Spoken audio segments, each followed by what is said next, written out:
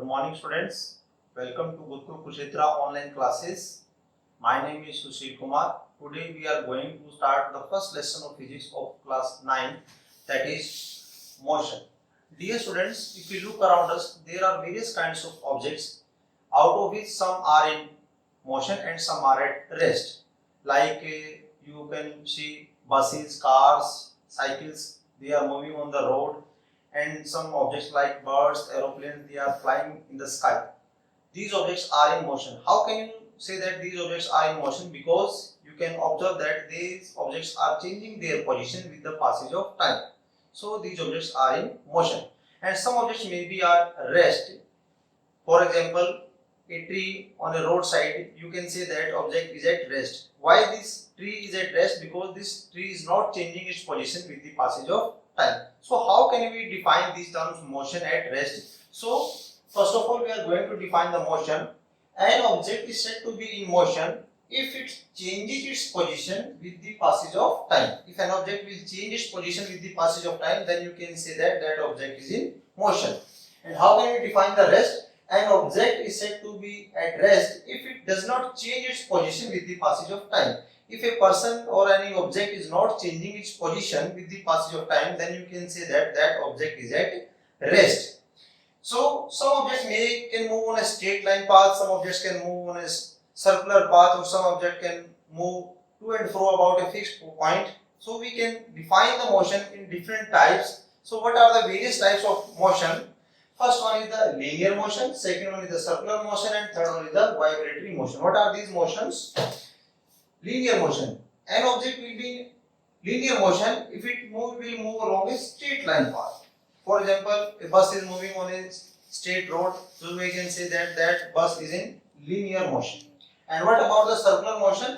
If the object will move along a circular path, then you can say that object is in circular motion. For example, a person is taking around in a circular path, that object will be in a circular motion. And more object, you can see that a fan is moving, that fan is also in a circular motion. And if any line is passing through that center of that circle, that is called the axis of rotation.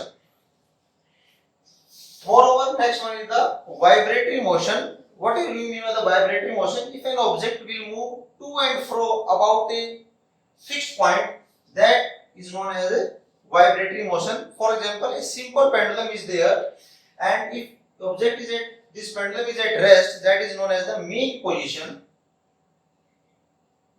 And if you will disturb this position, if you will carry this at this position and you will leave that pendulum from that, then this pendulum will start vibrating. This object, this pendulum will move to and fro about this mean position, and such kind of motion is known as the vibratory motion.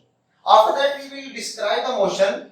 In order to describe the motion, we must need to specify the position and speed, and we must measure the velocity or acceleration of that object. So in order to measure the speed, we must specify the position of a fixed point, and that fixed point is known as the reference point. For example, you are finding the distance of your school from your home, and you can say that that distance is 20 kilometer. What is the distance? That is 20 kilometer from your home. So you are measuring the distance of your school from your home. So you are fixing your home as a reference point. This fixed point is known as the reference point. So how can you define a reference point?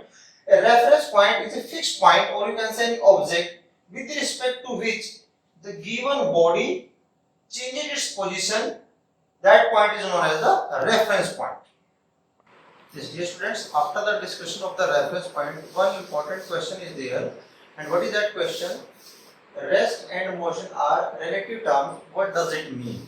What is the meaning of this statement? The rest and motion are relative terms. It means that at a particular time, an object can be at rest with respect to one reference point, and the same object can be in motion with respect to another reference point.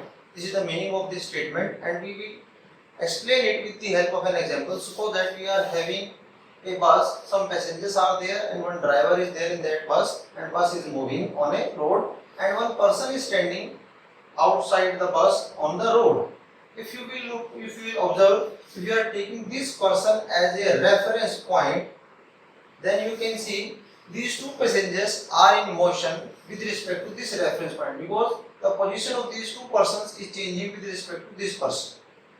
Clear? Now, if you are taking the driver of the bus, the second reference point, and if you are measuring the motion of these two persons with respect to this driver, then you can see the position of these two persons is not changing with respect to the driver. So you can see that these two persons are at rest with respect to the driver of the bus. So at the same time, these two persons are in motion with respect to one reference point, and the same passengers are at rest with respect to the another reference point. This is the meaning of this statement. The rest and motion are related terms. So how can we define a body or an object is in motion with respect to one reference point, but the same body or an object may be at rest with respect to another reference point at the same time. This is the meaning of this statement. This is very important question from the examination point of view. After that, some important terms are there in the chapter, that is physical quantities. What are physical quantities? The quantities which can be measured are known as the physical quantities. For example, mass of a body, weight of a body, force, acceleration, speed, velocity. We can measure these quantities. These are known as the physical quantities. And we can classify these physical quantities into two categories. These are scalar quantities and vector quantities. What are these scalar quantities and vector quantities? The quantities which are having only magnitude. The quantities which are having only magnitude are known as the scalar quantity. What is the meaning of this statement? For example, we are writing the mass of an object, that is 5 kilogram.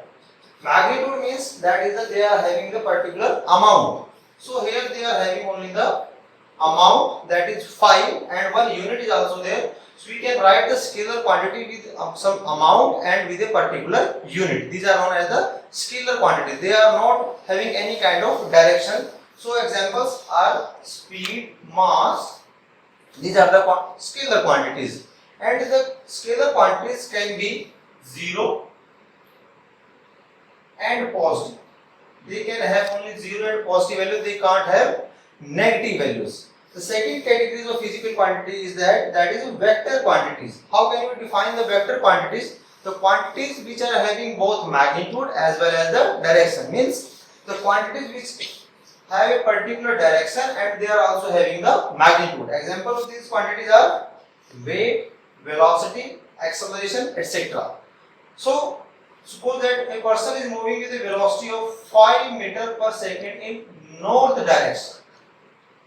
Okay, so this quantity, the velocity is having the magnitude and one unit and a particular direction. Such type of quantities are known as the vector quantities. And vector quantities can be 0, positive and negative values. So this is the major difference between scalar and vector. This is the scalar quantities having only magnitude. They can have only positive and 0 values. They can't have negative values. As in case of vector quantities, they are having both magnitude as well as direction, and they can have 0, positive and negative values.